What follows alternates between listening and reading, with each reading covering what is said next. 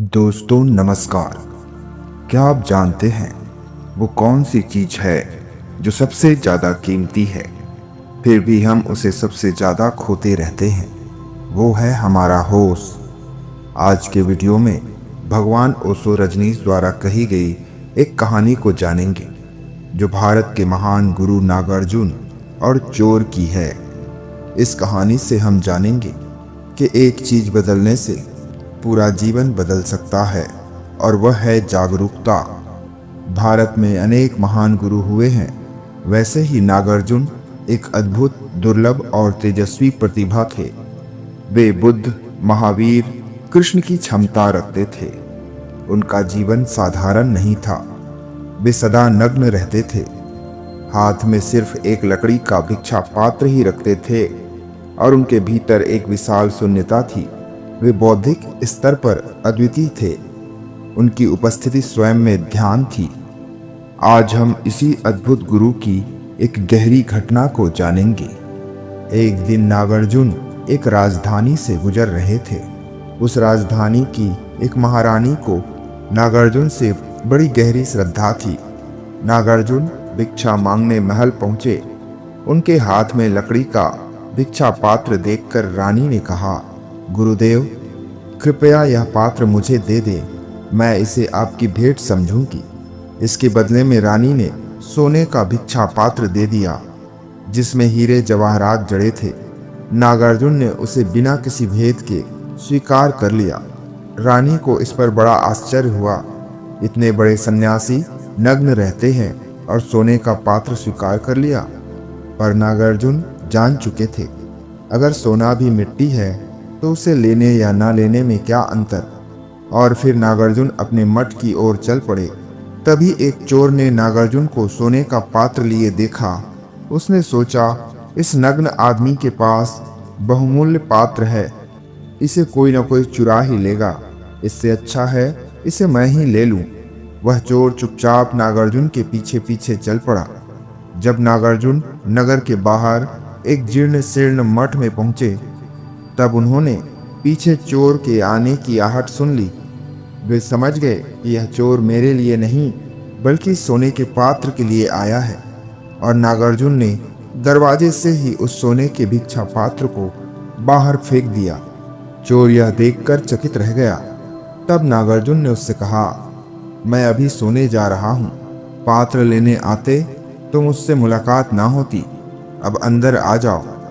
चोर अंदर जाकर कहा, गुरुदेव, मैं चोर हूँ, लेकिन आप जैसे संत से झूठ नहीं बोल सकता। आपने इतनी कीमती चीज फेंक कैसे दी? तब नागार्जुन ने कहा, यहाँ हर कोई किसी न किसी रूप में चोर है, संकोच मत करो। तब चोर बोला, कभी कभी आपके जैसे संत को देखकर मेरे भीतर भी इच्छा उठती है कि काश मैं भी आपकी तरह हो पाता, लेकिन मैं चोरी का धंधा नहीं छोड़ सकता। क्या मेरे लिए ध्यान संभव नहीं? तो नागार्जुन मुस्कुराते हुए कहा, अगर कोई कहता है कि पहले चोरी छोड़ो फिर ध्यान करो, तो वह ध्यान को नहीं जानता। चोरी और ध्यान का कोई संबंध नहीं है।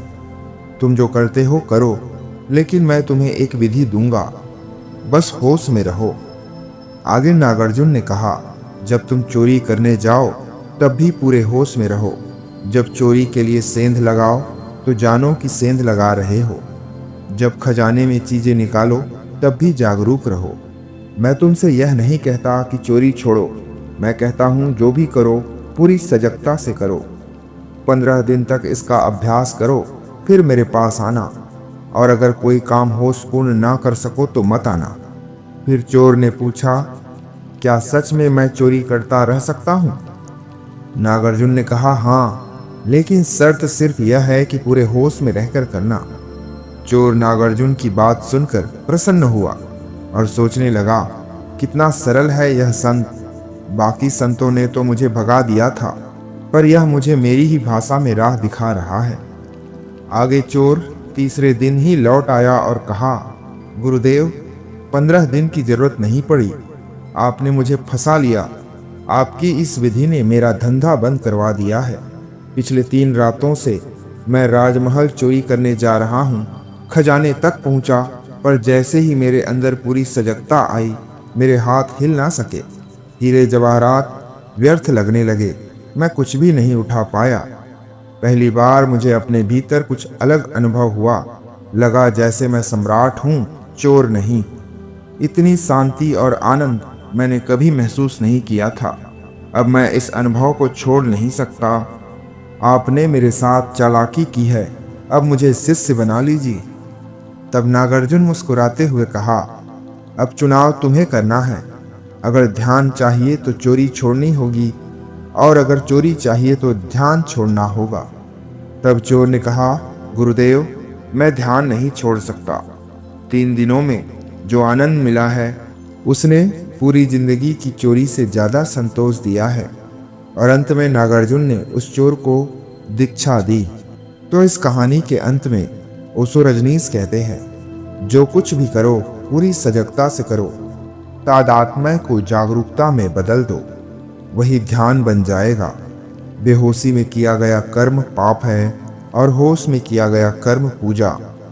धन्यवाद। नमो बुद्धाय।